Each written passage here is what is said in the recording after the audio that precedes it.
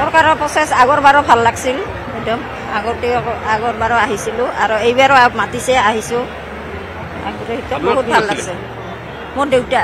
আৰু মোৰ দেউতা ভৱানী সূত্ৰধৰ আৰু তাৰ জীয়েক হয় মই হেৰি পূৰ্ণিমা সূত্ৰধৰ দেউতা অসম আন্দোলনত এই যে আন্দোলন তেতিয়া কোনে ক'ত কি হ'ল যুদ্ধৰ কথা কেনেকৈ ক'ম যেতিয়া শ্বহীদ হৈছে শ্বহীদ হোৱাৰ পিছত মানে আমাৰ ঘৰত পুৰা আৰ্মি CRP ভৰ্তি তেতিয়াহে গম পালোঁ যে মোৰ দেউতা শ্বহীদ 50 বছৰ আছিল মই একটাই জীয়েক ছোৱালী মই অকলে আৰু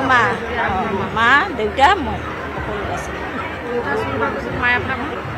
ডাঙৰ কৰি এতিয়া আৰু দেউতাৰ আজি স্মৃতি এটা পাতিছে যেতিয়া ফটো খুজিছিল ফটো দিছোঁ ভাল লাগছে ছাৰক ধন্যবাদ দিছোঁ মামাকো আৰু আপোনালোককো ধন্যবাদ দিছোঁ ভাল লাগছে আৰু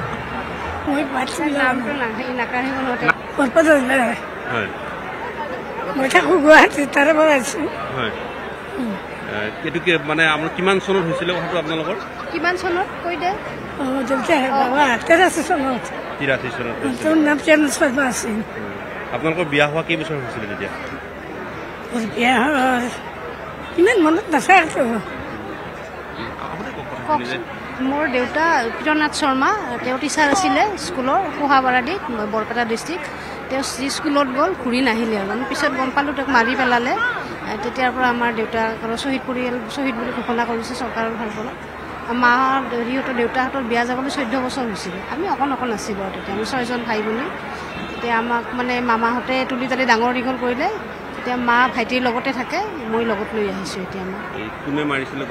কোনে মানিছে মানে তেতিয়াতো আৰু আন্দোলন নহয় আন্দোলনৰ সময়ত তেওঁ অকণমান এইবিলাকৰ মেল মিটিঙত গৈছিলেও তেওঁ স্কুলত তেওঁ ক্লাছ টিচাৰে মাতি লৈ গ'ল তাতে চাগে মাৰিলে মুছলিম এৰি এলেকাত ঘৰ স্কুল আছিলে তেওঁ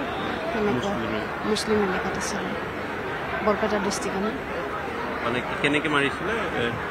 তেওঁ স্কুলৰ টিচাৰ আছিলে স্কুলত গৈছিল সেইটোতো আমি কেনেকৈ গম পাম আমিতো সৰু অকণ আমি যেতিয়া আমি ডেড বডি নাপালোঁৱেই আমি আজিলৈকে একো নাপালোঁ তেওঁ তাৰপিছত মানে হ'ল এই বুলি আমাক শ্বহীদ বুলি ঘোষণা কৰিলে যিহেতু আন্দোলনৰ সময়ত তেওঁ আন্দোলনৰ লগত জড়িত হৈও আছিলে তেনেকুৱা আৰু ভাল পাইছোঁ আমি বহুত ভাল পাইছোঁ মোৰ মানে কি হয় এয়া AGP চৰকাৰ অহাৰ পিছত মোৰ দাদাকো চাকৰি দিলে আৰু তাৰপিছতো সৰ্বানন্দ সোণোৱাল ছাৰেও তেওঁ আমাকতো কিবা এটা দি দিছে ৰাজসাহাৰ্য এটা দি দিলে এতিয়া আমাৰ পৰিয়ালটো আৰু ঠিকে আছে আৰু আমাৰ মামাহঁতে আমাক চালে তেনেকুৱা আৰু আমাৰ শ্বহীদ পোৱাল দাস 83 চনৰ আন্দোলনত মোৰ দেউৰ হয় আজিৰ দিনটোত ভালেই লাগিলে ছাৰে যিখিনি পদক্ষেপ লৈছে শ্বহীদ দিৱস উপলক্ষে যিখিনি মানে শ্বহীদ স্তম্ভ বনালে সেইটো দেখি আমাৰো ভাল লাগিছে আৰু আগলৈও তেনেকৈ আমি ছাৰক শুভেচ্ছা জ্ঞাপন কৰিছোঁ আৰু ভৱিষ্যতে যাতে আমাৰ শ্বহীদ পৰিয়ালখিনিক অকণমান আগুৱাই যাবলৈ আশীৰ্বাদ কৰিব লাগে ছাৰেও 83 চনত তেওঁ ডাইৰেক্ট গুলি কৰিলে মানে তেওঁ ওলাই গৈছিলে ডাইৰেক্ট মাৰিলে তেওঁ এটা গুলিতে তেওঁ মানে বুকুৰ পৰা নাৰী ভেৰি ওলাই গৈছে 83 চনৰ 14 ফেব্ৰুৱাৰী মোৰ ভাইটি আছিলে হয় আমাৰ যোৰহাট জিলা হেৰিকে মেলেং দলৈগাঁও বুলি কয় এতিয়া তাৰ 15 বছৰ আছিলে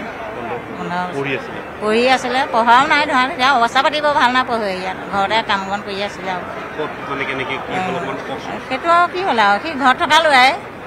এইবোৰ হাতীশালৰ ঘটনাৰ পৰা খেদি আনি পেলাই মৰা সেইটোৱে এনেই ধৰি লওক এইবোৰ আমাৰ কোনো ছাত্ৰ সন্থা বা হেৰিয়াৰ লগত জড়িত নাই তাৰমানে নহয় এনেই ঘৰতে আছিলে সেইদিনা হাতীশালৰ ঘটনাত জুই দিছিলে যে জুই দিয়াৰ কাৰণে সিফালৰ মানুহখিনি খেদি আনিছিলে আনি আমাৰ তাত কোনোবা সোমাই দিলে হাবিত সোমাই দিলত আমাৰ সিহঁতক ঘৰতে পদূলিমুখতে পালে পায় এওঁলোকে বুলি তাৰমানে ধৰি খেদি নি ডাইৰেক্ট একদম তাৰমানে আমাৰ বফিৰ পাত গুলিয়াই দিছে ক'ত গুলিয়াইছিলে সেইটো আমি নাজানো তেওঁলোকে মাৰিছে তেওঁলোকে নিছে তেওঁলোকে আকৌ ডেড বডি নি দিছেগৈ আমি সিমানটো নাজানো ক'ত মাৰিছে CRP আমি CRP চব আছে সেইটোৱে আৰু মোৰ দেউতা আছিলে চাপৰিত দেউতাক এতিয়া দলনিতে মানে মৰিয়াই মেলি সেয়া গৰু গাড়ীত বান্ধি থৈ আহিলে না এইবোৰে আৰু কাহিনী এতিয়া সেইবোৰ কাহিনী ক'বলৈ গ'লে বহুত চৰকাৰক ধন্যবাদে দিছোঁ আৰু কি দিম আৰু চৰকাৰে ইমানখিনি কৰিছে মেলিছে আমি আৰু ধন্যবাদে দিব লাগিব তাৰ বাহিৰে আমি কি কৰিম আমি সিমানৰ হেৰিহে অইনটো একো ক'ব নোৱাৰোঁ ধৰা আপুনি বিচৰা বাতৰি পাব কেৱল নিউজ 18 এপত নিউজ 18 এপ ডাউনলোড কৰিবলৈ স্কেন কৰক এই QR কোড গুগল প্লে ষ্টৰতো পাব এই নিউজ 18 এপ